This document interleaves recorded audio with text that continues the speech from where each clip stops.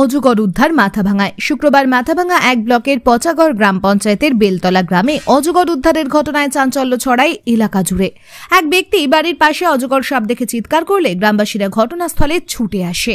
সাপ দেখতে এলাকার গ্রামবাসীরা ভিড় জমিয়ে দেয়। খবর দেওয়া হয় বন দফতরে। খবর পেয়ে ঘটনাস্থলে আসে সর্পপ্রেমী মফিজুল বাজিকর। তবে এর আগেও এলাকা থেকে দুটো অজগর সাপ উদ্ধার হয়। পরপর অজগর সাপ উদ্ধারের ঘটনায় আতঙ্কিত গ্রামবাসীরা।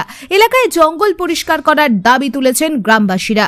মফিজুল বাজিকর জানান, এই দিনের উদ্ধার হওয়া অজগর সাপটি লম্বায় 10 ফুটের বেশি। সাপটি উদ্ধারের পর বন বিভাগের নির্দেশ অনুসারে জঙ্গলে ছেড়ে দেওয়া হবে বলে জানান। আজকে ফের একটি বাড়ির পাশ থেকে অজগর উদ্ধার, কি বলবেন?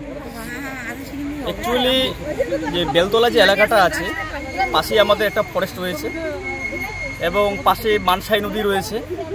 এই মানসাই নদী দেখে বিভিন্ন নদীর মানে জঙ্গল হয়ে এই নদীটা কিন্তু চলে আসতেছে।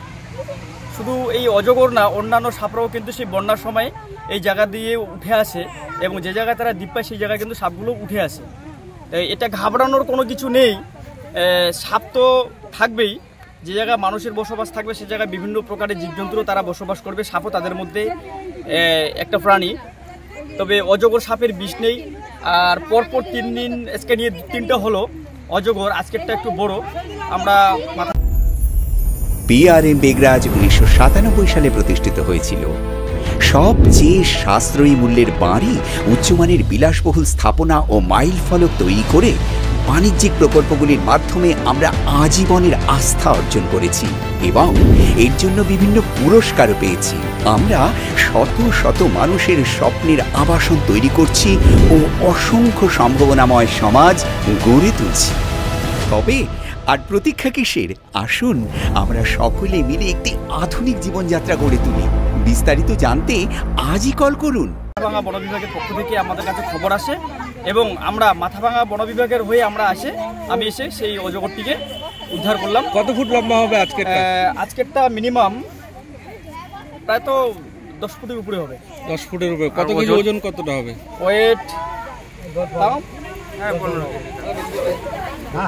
10-এর উপরে হবে। 10-এর উপরে হবে। কি মনে করছেন যে এই এলাকায় আরো এরকম অজগর রয়েছে? হ্যাঁ, আমি এর আগেও বলেছি যে সাপ থাকতেই পারে, যেহেতু পাশাপাশি ফরেস্ট এবং মানসাই নদী আছে আর জঙ্গলগুলো সব শুকিয়ে যাচ্ছে। হ্যাঁ, এই জন্য এই প্রাণীগুলো দেখা যাচ্ছে আর কি। সে থাকতেও পারে। কি নাম? আমি সর্পপ্রেমী, আমরা মফিজুল বাজিকর। মাথাভাঙা থেকে সমীর হোসেনের রিপোর্ট, ABN 24x7। এটা কি ওখানে কোনো ব্যথা রয়েছে নাকি? না, এটা বাইপথ। আচ্ছা, এটা রাখা যাচ্ছে না?